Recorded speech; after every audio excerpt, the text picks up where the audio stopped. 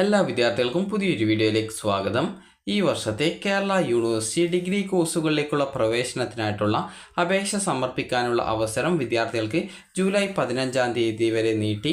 അപ്പോൾ വിദ്യാർത്ഥികൾക്ക് ഈ ഒരു ഓൺലൈനായിട്ട് അപേക്ഷ വിദ്യാർത്ഥികൾക്ക് ഈ ഒരു admissions.keralauniversity.ac.in/FYUGP2024/index.php എന്നുള്ള പേജ് വഴി വിദ്യാർത്ഥികൾക്ക് ലോഗിൻ ചെയ്തുകൊണ്ട്, അതായത് ലോഗിൻ ചെയ്യില്ല, ജസ്റ്റ് ഈ ഒരു അഡ്രസ്സിലേക്ക് വന്നു കഴിഞ്ഞാൽ ഈ ഒരു പേജിലേക്ക് പ്രവേശിക്കുന്നതാണ്. അപ്പോൾ ഈ ഒരു പേജിൽ നിങ്ങൾക്ക് കാണാൻ സാധിക്കുന്നതാണ് സപ്ലിമെൻ്ററി അലോട്ട്മെൻറ്റിൻ്റെ ലാസ്റ്റ് ഡേറ്റ് ജൂലൈ 15 തീയതി വരെ നീട്ടിയിട്ടുണ്ട് എന്ന് പറഞ്ഞുകൊണ്ട് നൽകിയിട്ടുണ്ട്.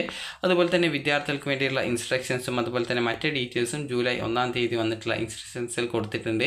ഇതുവരെ അപേക്ഷ സമർപ്പിക്കാത്ത വിദ്യാർത്ഥികൾക്ക് ന്യൂ രജിസ്ട്രേഷൻ എന്നുള്ള ലിങ്ക് വഴി ഈ ഒരു പുതിയ അപേക്ഷ നൽകാവുന്നതാണ്.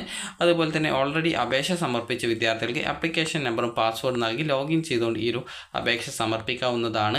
അതുപോലെ തന്നെ വിദ്യാർത്ഥികൾക്ക് ഈ ഒരു അപേക്ഷ സമർപ്പിക്കുന്നതുമായി ബന്ധപ്പെട്ടുള്ള സംശയങ്ങൾക്കുള്ള ഉത്തരങ്ങളൊക്കെ ഇവിടെ സപ്ലിമെൻ്ററി അലോട്ട്മെൻറ്റ് ഇൻസ്ട്രക്ഷൻസ് എന്നുള്ളതിൽ നൽകിയിട്ടുണ്ട്. അപ്പോൾ ഫസ്റ്റ് അലോട്ട്മെൻറ്റിൽ നിങ്ങൾക്ക് അത് ഫസ്റ്റ് അലോട്ട്മെൻറ്റില്ല, ഇതുവരെ അലോട്ട്മെൻറ്റ് കിട്ടി അഡ്മിഷൻ നേടിയിട്ടുള്ള വിദ്യാർത്ഥികൾക്ക് ആവശ്യമെങ്കിൽ ഇപ്പോൾ ഓപ്ഷൻസ് നൽകി ഈ ഒരു അലോട്ട്മെൻറ്റിൽ പങ്കെടുക്കാവുന്നതാണ്.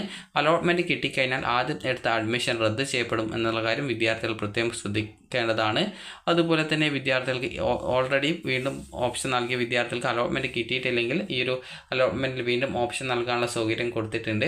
മുൻപ് നൽകിയിട്ടുള്ള ഓപ്ഷൻസ് അവിടെ തന്നെ ഉണ്ടെങ്കിൽ അത് പരിഗണിക്കും. നിങ്ങൾ വീണ്ടും പുതുതായിട്ട് ഓപ്ഷൻസ് കൊടുക്കുകയാണെങ്കിൽ നിങ്ങൾ പുതുതായിട്ട് നൽകിയ ഓപ്ഷൻ മാത്രമേ പരിഗണിക്കുള്ളൂ. അതുകൊണ്ട് തന്നെ പുതുതായിട്ട് ഓപ്ഷൻ നൽകുന്ന വിദ്യാർത്ഥികൾ നിങ്ങൾക്ക് ആദ്യം നൽകിയ ഓപ്ഷൻസ് കൂടി വീണ്ടും ആഡ് ചെയ്യാനായിട്ട് ശ്രദ്ധിക്കേണ്ടതാണ്. ഓൾറെഡി ഓപ്ഷൻ നൽകിയിട്ട് ഉള്ള വിദ്യാർത്ഥികൾ പ്രത്യേകിച്ച് ഒന്നും ചെയ്തിട്ടില്ലെങ്കിലും നിങ്ങൾക്ക് അടുത്ത അലോട്ട്മെൻറ്റ് അതിനെ പരിഗണിക്കുന്നതാണ്. താല്പര്യമുള്ള വിദ്യാർത്ഥികൾക്ക് വേണമെങ്കിൽ നിങ്ങൾക്ക് ഓപ്ഷനുകൾ ചേഞ്ച് ചെയ്ത് കൊടുക്കാം.